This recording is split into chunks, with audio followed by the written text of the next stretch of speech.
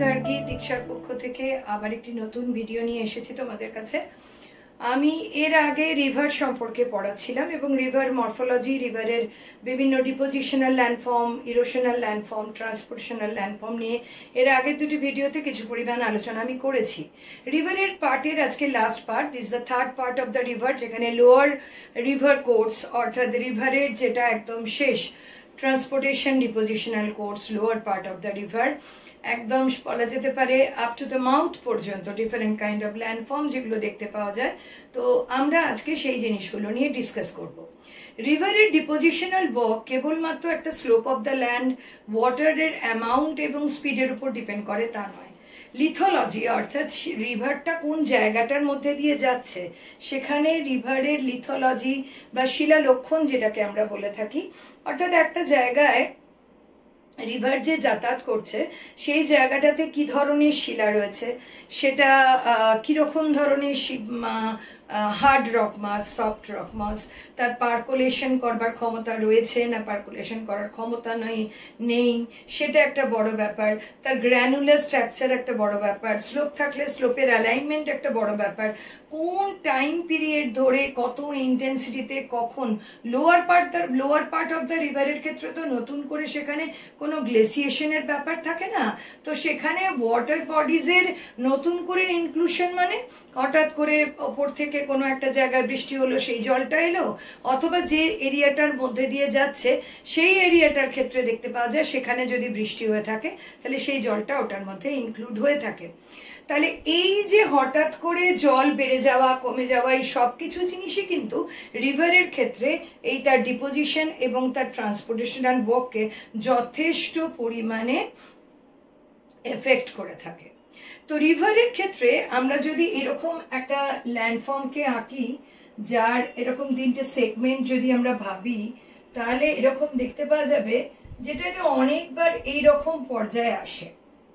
এই সেগমেন্টগুলোকে যদি, আশা করি তোমরা সবাই দেখতে পাচ্ছ, তো এই সেগমেন্টগুলোকে যদি ভাবি, প্রত্যেকটা সেগমেন্টের ক্ষেত্রে স্লোপের অ্যালাইনমেন্টটা কিন্তু বারবার প্রত্যেকটা ক্ষেত্রেই কিন্তু চেঞ্জ হচ্ছে। এই চেঞ্জ হওয়ার সাথে সাথে এইখানে হার্ড রক মাস আছে না এই সমস্ত জায়গায় সফট রক মাস আছে। যেমন তোমরা সায়েন্সের একটা পার্টে যেখানে সেল ডিভিশন পড়েছো, সেখানে তোমরা রক মাসের মধ্যে, এই সেলের মধ্যে প্যারেনকাইমা, কোলেনকাইমা, স্কেলেনকাইমা, এই ধরনের বিভিন্ন সেল ডিভিশন পড়েছো, যেগুলোর গ্র্যানুলার স্ট্রাকচার ইন্টারলকিং কোনোটার ক্ষেত্রে আলাদা আলাদা বেশ স্পেস যুক্ত। ঠিক সেরকম রক মাসের মধ্যেও কিন্তু বিভিন্ন ধরনের যে গ্র্যানুলার স্ট্রাকচার থাকে, সেই স্ট্রাকচারগুলো কোনোটা কারোর সঙ্গে জোড়া, যেমন এটা জোড়া নেই, এর মাঝে ইন্টারসেলুলার স্পেস আছে। আবার কোনোটা দেখা যায় খুবই মিহি ধরনের, সেখানে কোনো ইন্টারসেলুলার স্পেস থাকে না। এরকম বিভিন্ন ধরনের দেখতে পাওয়া যায়। মেবি তোমাদের ক্ষেত্রে এই জিনিসটা হয়তো একটু হালকা লাগছে, আমি এটাকে মুছে আরো পরিষ্কার করে দিচ্ছি। ধরো এই রকম যদি স্পেস থেকে থাকে, তাহলে সেখানে কোনো ইন্টারসেলুলার স্পেসের ব্যাপার থাকে না। অর্থাৎ এখানে যদি ওয়াটার ড্রপলেটটা কাজ করে, এখান দিয়ে কিন্তু চট করে ঢুকবে না। কিন্তু এইটাই যদি আমি দেখি যে এই জিনিসটার মাঝখানে ফাঁকা হবার মতন জায়গা রয়েছে, অর্থাৎ এখানে যদি আমি দেখি যে এই রকম আমার জিনিস রয়েছে যার মধ্যে এইরকম ভাবে স্পেসটা রয়েছে, তাহলে এখান দিয়ে কিন্তু আমার জিনিসটা কিন্তু পাস করবে। তো যাই হোক, এইখানে আমাদের আরো কতগুলো জিনিস বোঝা দরকার। সেই জিনিসটা হচ্ছে যে যখন রিভার কোনোভাবে কোনো জিনিসের সাথে, রিভার যখন নিচের দিকে নেমে যাচ্ছে, রিভার নামার সাথে সাথে তার মধ্যে অনেকগুলো জিনিসেরই পরিবর্তন হতে দেখতে পাওয়া যায়। রিভার যত লম্বা, অর্থাৎ তার সোর্স থেকে মাউথ পর্যন্ত যতটা অংশ যত লম্বা হবে, তত হিউজ অ্যামাউন্ট অফ ডিপোজিশন সে নিয়ে আসবে এবং হিউজ অ্যামাউন্ট অফ ডিপোজিশন সে তার লোয়ার ল্যান্ডে এনে ডিপোজিট করার চেষ্টা করবে। কিন্তু এখানে মুশকিল হচ্ছে যে রিভার যে তার রিভার বেডে ডিপোজিট করে, রিভার বেডে ডিপোজিট করার সাথে সাথে কিন্তু রিভারের ডিপোজিশন রিভারের নিজের ক্ষেত্রেই অবস্ট্রাকল তৈরি করে, এবং এছাড়া আশেপাশের অবস্ট্রাকল তো রয়েছেই। রিভার কি করে, সেগুলোকে কাটিয়ে কাটিয়ে এগিয়ে বেরিয়ে যাওয়ার চেষ্টা করে। এই কাটানোর ফলে রিভার কিন্তু এঁকে বেঁকে যায়। এই যে কাটানোর ফলে রিভার এঁকে বেঁকে যায়, এইটাকে কিন্তু তখন বলা হয় কি, যে এটাকে বলা হয় রিভার মিয়েন্ডার। এই মিয়েন্ডার কথাটা তুরস্কে মিয়েন্ড্রাস রবির থেকে, রিভারের থেকে সর্বপ্রথম এসেছিল বলে এটাকে বলা হয়ে থাকে মিয়েন্ডার। এই মিয়েন্ডার একটা পাহাড়ি অঞ্চলের ক্ষেত্রেও কিন্তু দেখতে পাওয়া যায়। এই পাহাড়ি অঞ্চলের ক্ষেত্রে যেখানে দেখতে পাওয়া যায় সেখানে কিন্তু এটা যেহেতু দুটো পাশে হার্ড রক মাস থাকে, সুতরাং সেখানে অটোমেটিকলি রিভারটা কেটে যখন বেরোয় তখন সে বাধ্য হয়ে আঁকা বাঁকা পথ খোঁজে, কারণ যেখানে ঢালটা পাবে, যেখানে স্লোপটা পাবে, এ তো সেখান দিয়ে কেটে কেটে বেরোবে, সুতরাং সেই অনুযায়ী সে বেরিয়ে যাবার চেষ্টা করে। এটাকে ফোর্সফুল মিয়েন্ডার বলা হয়। মিয়েন্ডারের ক্ষেত্রে দেখতে পাওয়া যায় একটা মিয়েন্ডারের কতগুলো জিনিস লক্ষ্য করা যায়।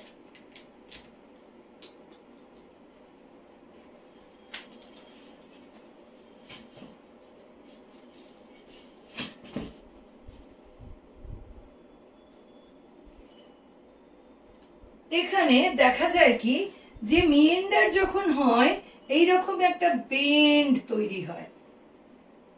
এই বেন্ডের খেয়াল করে দেখো, এই বেন্ডের ক্ষেত্রে এইটা হচ্ছে বেন্ডের কনভেক্স সাইড,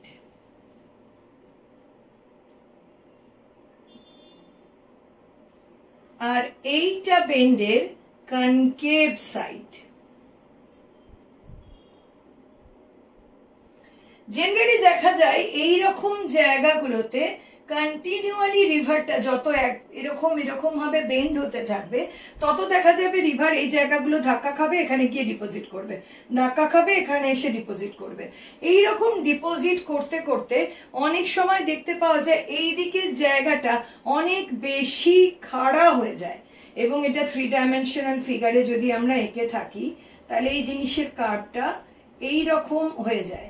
এর ফলে কি হবে, এই যে এই জায়গাটা এখানে যদি আমি ডাবল লাইন করি, এখানের ডেপথটা অনেকটা বেড়ে যায়। এটাকে অনেক সময় বলা হয় যে খাড়া ঢাল তৈরি করে।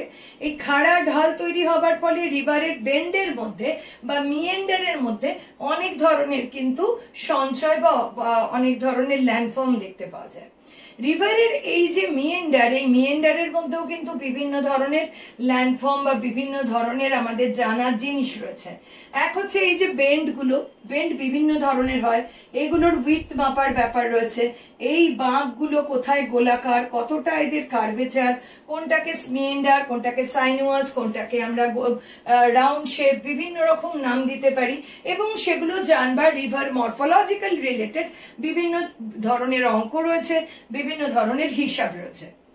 এই মিয়েন্ডারের ক্ষেত্রে আরেকটা মজার জিনিস দেখা যায় যে যে রিভারগুলো যেভাবে যখন যাচ্ছে, যেখানেই বাধা পায়, সে কিন্তু তার ব্রাঞ্চগুলো বিভিন্ন দিক থেকে সরিয়ে সরিয়ে এঁকে বেঁকে চলতে থাকে। এই যে সরিয়ে সরিয়ে এঁকে বেঁকে চলতে থাকে, এতে রিভারের মেন কোর্সের মধ্যেও কিন্তু জলটা ধীরে ধীরে ধীরে ধীরে আগের থেকে অনেক পরিমাণ কমে যায়, কারণ এটা তো ডিস্ট্রিবিউট করে দিচ্ছে। এবং রিভারের এই চ্যানেলের মধ্যে, এই যে মিয়েন্ডারিং চ্যানেল, এই মিয়েন্ডারিং চ্যানেলের মধ্যে এরকম জায়গায় ডিপোজিশন হবার ফলে দেখতে পাওয়া যায় এখানেও অনেক সময় এরকম চর হয়। আবার দেখা যায় এর ভেতরে এরকম ধরনের রিভারের যে চ্যানেলটা, তার মধ্যে এইরকম ভাবে লঙ্গিচুডিনাল, ট্রান্সভার্স বিভিন্ন রকমের ডিপোজিশন দেখতে পাওয়া যায়, যেগুলোকে আমরা বলে থাকি স্যান্ডবার, বাংলায় বলে থাকি চর। এগুলোকে অনুদৈর্ঘ্য চর, এগুলোকে অনুপ্রস্থ চর বলা হয়। কিছু কিছু সময় এরকম জিনিসের যেগুলো থাকে এগুলোকে আমরা বলি সুট, এগুলোকে আমরা বলি থাকি শোল। বিভিন্ন রকম জিনিস দেখতে পাওয়া যায়। মিয়েন্ডারের ক্ষেত্রেও এরকম ধরনের জিনিসপত্র আমরা দেখতে পাই।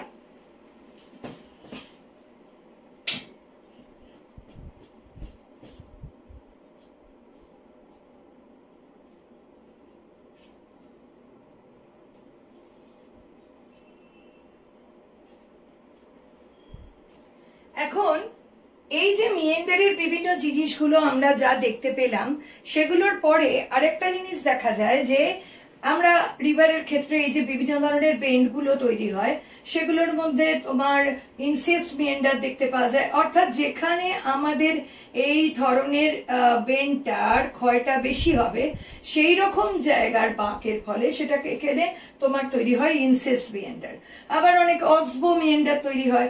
অক্সবো মিয়েন্ডার তৈরি হওয়া মানে এইরকম ভাবে শেপটা পুরো চেঞ্জ হয়ে যায়, এবং এরকম জায়গাতে আমি আগেই বললাম যে এই জায়গাগুলো আলটিমেটলি দেখা যায় যে এরকম জায়গাতে তোমার যেহেতু এই জিনিসগুলো এইখানটা ধাক্কা খায়, আবার দেখা যায় যে এই জায়গাগুলো ডিপোজিট করে, ডিপোজিশন অনেক সময় রিভার বেডের মধ্যেখান পর্যন্ত চলে আসে। এই যখন রিভারটা ঘুরে যেতে থাকবে, ডিপোজিশন যখন এই জায়গাগুলোকে ধরে ফেলে, তখন কি হয়, এই ডিপোজিশন বরাবর জায়গাটা আলাদাভাবে কেটে বেরিয়ে আসে, আর রিভার দেখতে পাওয়া যায় আবার আগের মতো মুভ করে যায়। তো এটাকে বলা হয় অক্সবো লেক, বা যেটা তোমরা বলবে অশ্বক্ষুরাকৃতি হ্রদ, যেরকম যা বলে থাকবে সেটাই। রিভারের ক্ষেত্রে আরো কিছু মজার মজার জিনিস দেখতে পাওয়া যায়, যেগুলো রিভারের ক্ষেত্রে বেশ অদ্ভুত ধরনের। যত তুমি রিভারের লোয়ার কোর্সের মধ্যে চলাচল করতে থাকবে, রিভারের লোয়ার কোর্সে চলাচল করার ফলে সেখানে আর কিছু জিনিস দেখতে পাওয়া যায়। যেমন সেখানে হচ্ছে যে রিভারটা যত এগিয়ে যেতে থাকে, রিভারের আমি আগেই বললাম একটা রিভার যত লম্বা হবে, যত পরিমাণে লম্বা হবে,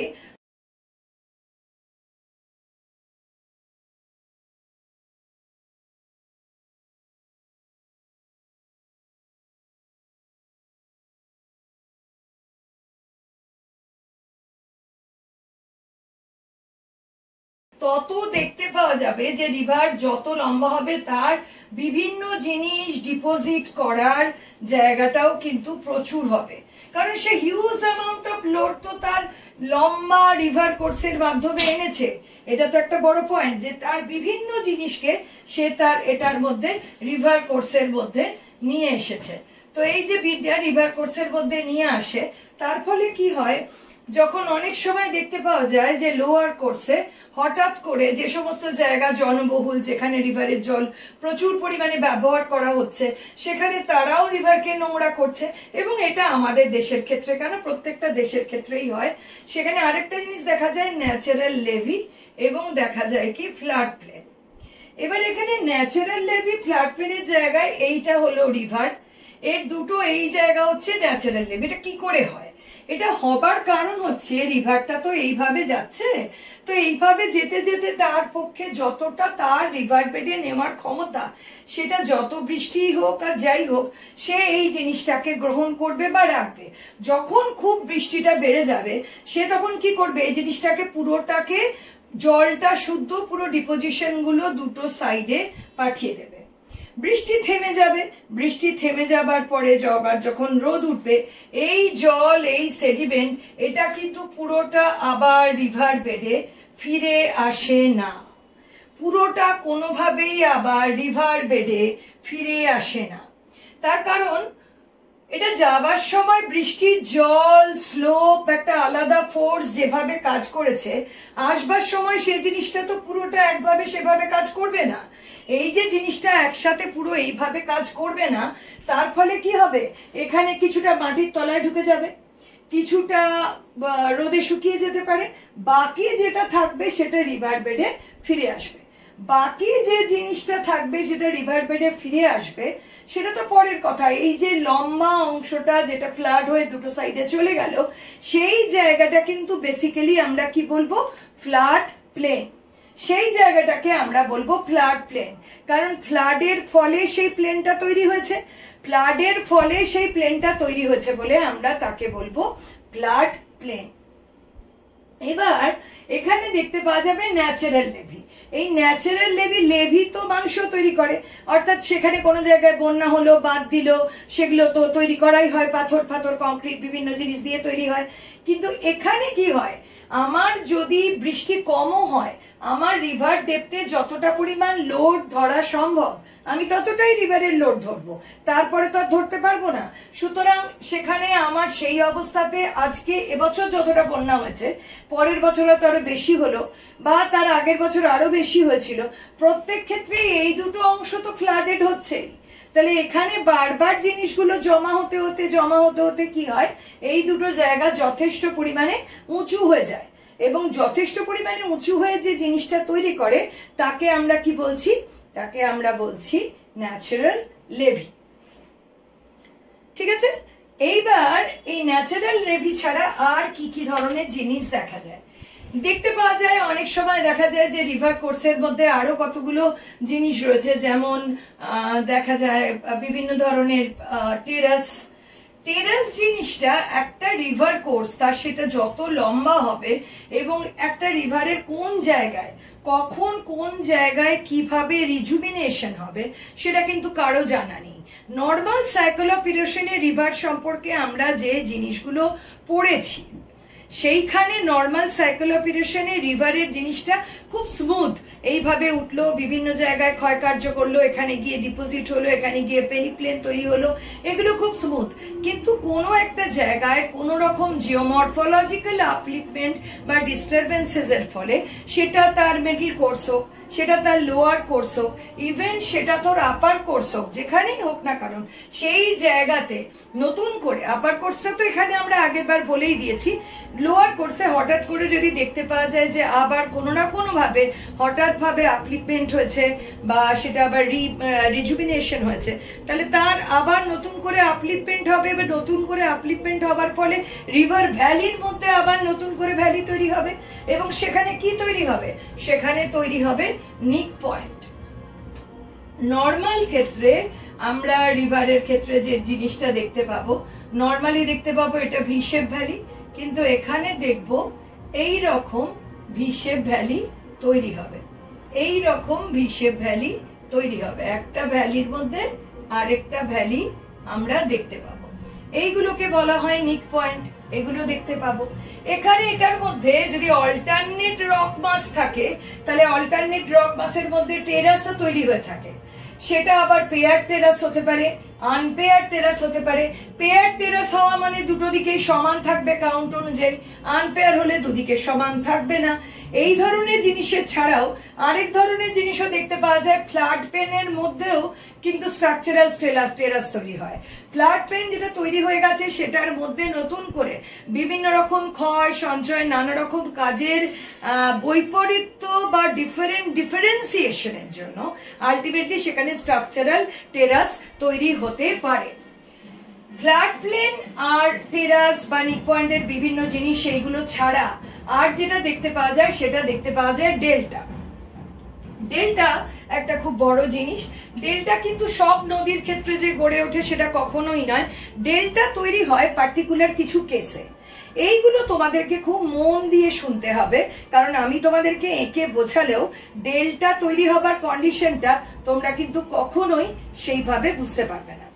সাধারণত দেখতে পাওয়া যায়, আমরা সবাই জানি ভারতের ক্ষেত্রে নর্মদা এবং তাপ্তি এই দুটো রিভারের ক্ষেত্রে সেরকম ভাবে হাইলাইটেড কোনো ডেল্টা নেই। ডেল্টা একটা গ্রিক লেটার, যেটা ডি এর মতো দেখতে বা আমাদের বাংলার বয়ের মতো দেখতে, সেটাকে আমরা ডেল্টা বলে থাকি।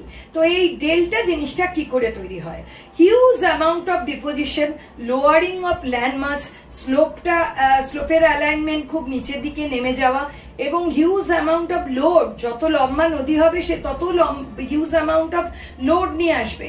এই লোডগুলো নিয়ে এসে সে আলটিমেটলি তার মাউথে যেখানে এসে জমা করবে, রিভারটা মিষ্টি জল আর স্যালাইন ওয়াটারটা কি সে সমুদ্রে, দুটো জিনিসের ফলে এই লোডগুলো এসে যদি সমুদ্রের জলে পড়ে তখন সেটা কি হয়, জমাট বাঁধতে থাকে।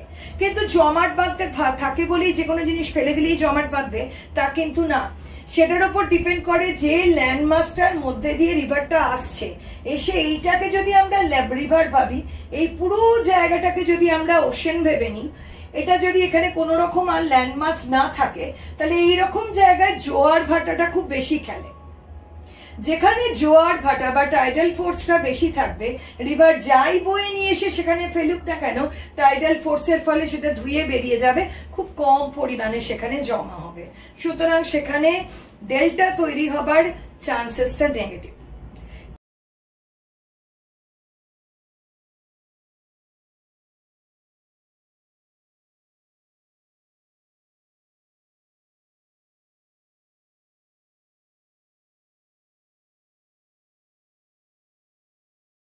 কিন্তু যদি দেখা যায়, যেটা আমাদের ভারতের পশ্চিমবঙ্গ এলাকাতে দেখা যাচ্ছে, রাইন নদীর ক্ষেত্রে দেখতে পাওয়া যায়, আরো অন্যান্য জায়গায় মিসিসিপি নদীর বদ্বীপে দেখা যায়, সেখানে কি হয়, সেখানে লম্বা এই নদীটার সাথে সাথে যে জায়গাতে আসছে সেখানে পুরো প্রথমেই কিন্তু ওপেন সিটা নেই, দুটো সাইড থেকে কোথাও না কোথাও এদিক ওদিক করে ল্যান্ড মাসের কাভার আছে, কনফাইন্ড বাই দ্য ল্যান্ড। তার ফলে যত নিচের দিকে নেমে গেছে রিভার, যেখানে বাধা পেয়েছে, সে তো ডিস্ট্রিবিউটারিজ তৈরি করেছে, তার জলগুলো বিভিন্ন দিকে ছেয়ে গেছে, এই ডিপোজিশন গুলো বিভিন্ন দিক থেকে গিয়ে গিয়ে সেই জায়গায় গিয়ে পড়ছে। যেহেতু সেই জায়গাটা কনফাইন্ড বাই দ্য ল্যান্ড মাস, সেই জন্য সেখানে ওপেন জোয়ার ভাটা বা টাইডাল ফোর্সটা কাজ করছে না। ওপেন টাইডাল ফোর্সটা কাজ না করার জন্য সেখানে কিছু পরিমাণ হলেও সেটা জায়গাটা জিনিসটা আটকে যাবে।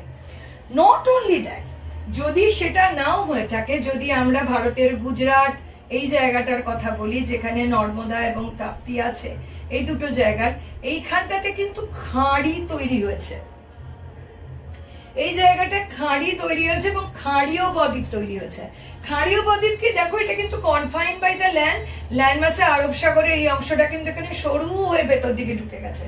এইরকম অংশ যত ভেতর দিকে ঢোকে তত কিন্তু পোর্টের লোকদের ক্ষেত্রে খুব সুবিধাজনক, জাহাজ ব্যবসা বাণিজ্যের ক্ষেত্রে খুব সুবিধাজনক। টাইডাল ওয়াটারটা এই জায়গায় যাতায়াত করে, এইখানে ডেপথটা বেশি হয়, সেই জন্য রিভারের ডিপোজিশনটা কম হয়। এবার একেবারে ডিপোজিশন হয় না তা কিন্তু নাই, হয়, সেটা অন্যান্য নর্মাল ডেল্টা ফরমেশনের ডিপোজিশনের থেকে অনেকটা কম। সেই জন্য আমরা এটাকে বলে থাকি কি এস্চুরিয়ান ডেল্টা বা খাঁড়িও বদ্বীপ। এরকম জায়গাতে কেন বললাম ব্যবসা বাণিজ্যের সুবিধা হয়, কারণ এরকম জায়গায় অনেক ভেতর পর্যন্ত জাহাজটা গিয়ে নোঙ্গর করতে পারে, হিন্টারল্যান্ড গুলো কাভার করতে সুবিধা হয়, ট্রান্সপোর্টের সুবিধা হয়, এই সমস্ত কারণে। ডেল্টা অনেক রকম দেখতে পাওয়া যায়, ডেল্টা বার্ড ফুড ডেল্টা দেখতে পাওয়া যায়, পাখির পায়ের মতন, মিসিসিপি নদীর বদ্বীপ। কাসপেড ডেল্টা দেখতে পাওয়া যায়, ধনুক আকৃতি, যেটা আমাদের দেশের বিভিন্ন ডেল্টা গুলোর ক্ষেত্রে দেখা যায়, কাসপেড টাইপের। আর দেখতে পাওয়া যায় কি, আর দেখতে পাওয়া যায় তোমার এই ধরনের ডেল্টার মধ্যে আর যে ডেল্টা রয়েছে, কাসপেড ডেল্টা, বার্ড ফুড ডেল্টা, আর দেখা যায় এস্চুরিয়ান ডেল্টা। তো এই ডেল্টা গুলো সম্পর্কে তো মোটামুটি আমি তোমাদেরকে বলে দিলাম যে কোথায় কি কি ধরনের ডেল্টা, কিরকম ভাবে ডেল্টা, কোথায় কি রয়েছে, সেই ডেল্টা গুলো তোমাদেরকে বলে দিলাম। ডেল্টার ফরমেশনের ক্ষেত্রে বেশ একটা মজার জিনিস লক্ষ্য করা যায়, যে ডেল্টার ফরমেশন কোথায় কি করে কিরকম ভাবে হয়। ডেল্টার ফরমেশনের ক্ষেত্রে একটা ডেল্টা কিন্তু প্রথমেই হঠাৎ করে কিন্তু তৈরি হয়ে যায় না, ডেল্টা তৈরি হবার জন্য বেশ কিছু ধরনের কন্ডিশন কিন্তু রয়েছে। এবং এই যে বার্ড ফুড ডেল্টাটা তৈরি হয়েছে, সেটা কিন্তু রিভারের যে ডিস্ট্রিবিউটারিজ, সেটা কোথায় কিরকম ভাবে রয়েছে সেইটার উপরে ডিপেন্ড করে কিন্তু সেই ডেল্টার ফরমেশনটা সেই জায়গায় চেঞ্জ হয়েছে। অর্থাৎ এই ডিস্ট্রিবিউটারিটা যদি দেখতে পাওয়া যায় যে এই রকম কাসপেটের মতো বা ধনুকের মতন বিভিন্ন দিকে ছড়িয়ে যাচ্ছে, তাহলে তার ফরমেশনটা এইরকমই হবে। কিন্তু যদি দেখা যায় যে এর ফরমেশনটা এইরকম ভাবে আসছে, ডিস্ট্রিবিউটারি গুলো এইভাবে যাচ্ছে, তখন তার ফরমেশনটা এই যে পাখির পায়ের মতন আলাদা আলাদা আলাদা আলাদা হতে থাকবে। প্রত্যেকটা ক্ষেত্রেই জিনিসগুলোর পার্টিকুলার একটা না একটা কন্ডিশন থাকে, এই কন্ডিশন গুলো ছাড়া কিন্তু ডেল্টা কখনোই কোনো জায়গায় হয় না। প্রথমত এক, রিভারটা লম্বা হতে হবে, হিউজ অ্যামাউন্ট অফ তার বিভিন্ন ডিস্ট্রিবিউটারিজ থাকতে হবে, যেমন গঙ্গা, জলঙ্গি এগুলোর ক্ষেত্রে সুন্দরবনে দেখা যায়, তারপরে রাইন নদীতে দেখতে পাওয়া যায়, নর্মদা বাপ্তির ক্ষেত্রে বলে দিলাম, খাঁড়িও বদ্বীপ বা এস্চুরিয়ান বদ্বীপ কিভাবে দেখতে পাওয়া যায়। রিভার মরফোলজি সম্পর্কে পড়া বা রিভারের ডেল্টা ফরমেশন কিরকম হয়, ডেল্টারও বিভিন্ন ভাব আছে, অ্যাক্টিভ ডেল্টা, মরিবন্ড ডেল্টা, অর্থাৎ কোথায় ডেল্টার ফরমেশন বারবার হচ্ছে, কোথায় ডেল্টার ফরমেশন হওয়া একটা সার্টেন টাইমের পরে বন্ধ হয়ে গেছে। বিভিন্ন রকমের ডেল্টা বিভিন্ন জায়গায় দেখা যায় এবং বিভিন্ন ধরনের রিভার টেরাস দেখা যায়, যায়, রিভারের রিজুভিনেশন ল্যান্ডফর্ম বিভিন্ন দেখা যায়। আমি পরবর্তীতে এটা সম্পর্কিত রিভারের বিভিন্ন ধরনের ল্যান্ডফর্ম রিলেটেড মাইনিউট ডিসকাশনগুলো, যেগুলো পয়েন্ট ধরে ধরে আরো ডিসকাস করে দিয়ে বাড়ানো যায়, only river terrace, only river delta, flood পেনের ক্ষেত্রে বিভিন্ন রকম জিনিস, স্ট্রাকচারাল ফরমেশন কোথায় কোথায় আর কি কি মাইনিউট চেঞ্জেস করে, গ্রেডেড রেঞ্জগুলো কোথায় দেখতে পাওয়া যায়, তো সেইগুলো নিয়ে ডেফিনেটলি আলোচনা করব। তো এই হলো মোটামুটি রিভারের শুরু থেকে শেষ পর্যন্ত, রিভার শুরু করলে একদম তার মাউথ পর্যন্ত যা যা জিনিস আমরা দেখতে পাবো, এই ডেল্টাতে এসে মোটামুটি আমরা সেই জিনিসটাকে শেষ করতে পারি। তো ভালো লাগলে তোমরা লাইক করো, শেয়ার করো, এবং পরবর্তীতে তোমাদের পরপরই সমস্ত অনার্স, গ্র্যাজুয়েশন এবং মাধ্যমিকের ছেলেমেয়েদের ক্ষেত্রে, উচ্চ মাধ্যমিকদের ছেলেমেয়েদের ক্ষেত্রে যেগুলো যা আছে এনভায়রনমেন্ট ও জিওগ্রাফির, আমি চেষ্টা করব সবই পরপর আনার। আমার বেল আইকনটি প্রেস করে দিও যদি তোমাদের ভালো লাগে, তাহলে অল অপশনটি রেখে দিলে তোমরা পরবর্তীতেও ভিডিওগুলি আগে থেকে